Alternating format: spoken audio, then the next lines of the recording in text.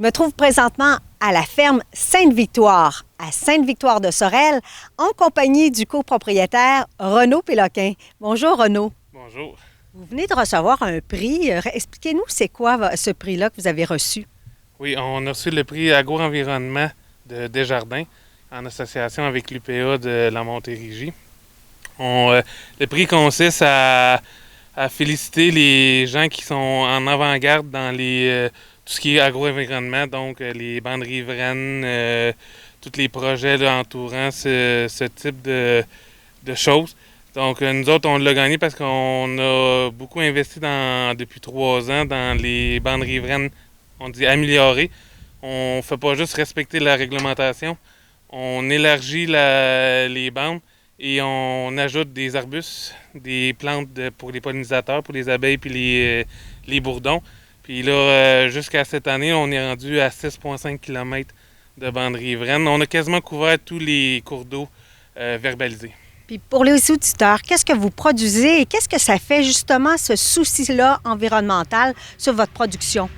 Ça, on fait de la grande culture, on fait du maïs, du soya, sac d'automne, blé d'automne et blé de printemps. Aussi, on fait de l'élevage de veaux de grains.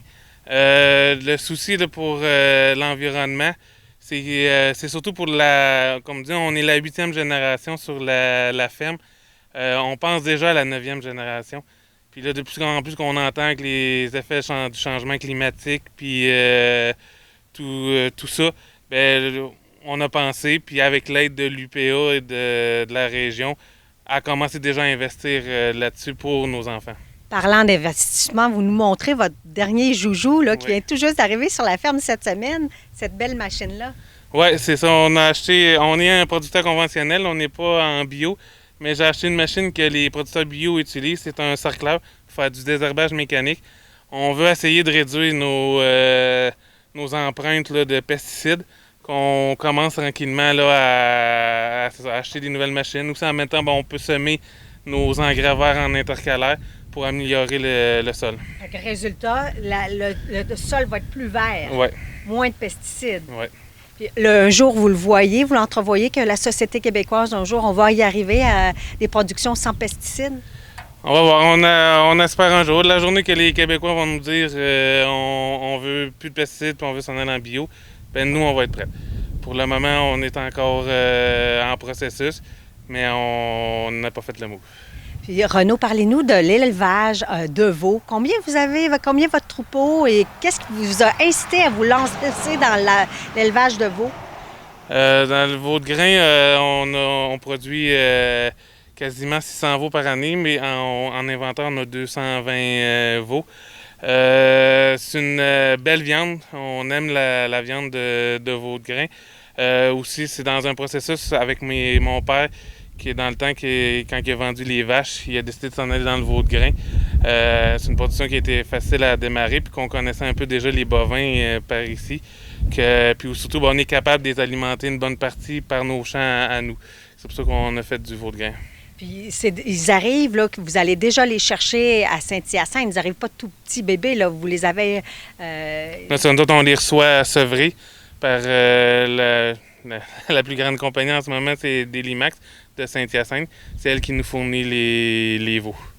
Et là, ce qu'on peut voir sur les images, c'est des beaux veaux de 4 mois, là, âgés de 4 mois. Ils sont très affectueux en passant. Ouais, des veaux de 4 mois, à peu près 450 livres. On va les amener jusqu'à 700 livres. Puis votre père a eu l'ingénieuse idée d'agrandir en 2004-2005. Oui, en 2004.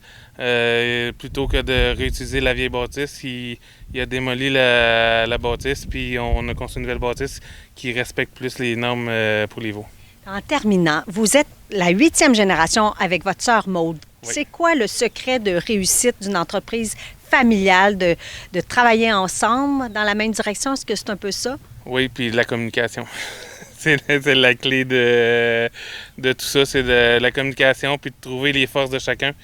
C'est ça qui aide pour se partager la tâche de façon équilibrée. Puis vous avez de la relève. Combien d'enfants? Mon père et moi, j'ai deux enfants, Winston et Ariel, puis ma sœur a Billy et Tommy, qui vont peut-être être la 9e génération sur la ferme. Puis votre conseil en terminant des entreprises familiales là, comme la vôtre, c'est quoi? Qu'est-ce que vous dites aux autres agriculteurs? C'est de faire confiance, avoir une bonne communication. Parce qu'il faut avoir confiance en notre relève. Faut pas avoir peur de la laisser, de laisser confiance. Puis la relève, ben, continuer à prendre des conseils des plus vieux. C'est ça qui fait la réussite d'un bon transfert.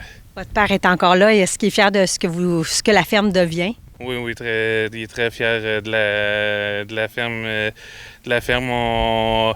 Surtout avec les prix qu'on remporte là, depuis les dernières années. Là, puis la réussite qu'on a, je pense bien qu'il est fier de nous. Merci beaucoup, Renaud Péloquin, de nous avoir accueillis. Et quel bel exemple de transfert, la ferme Sainte-Victoire à Sainte-Victoire de Sorel.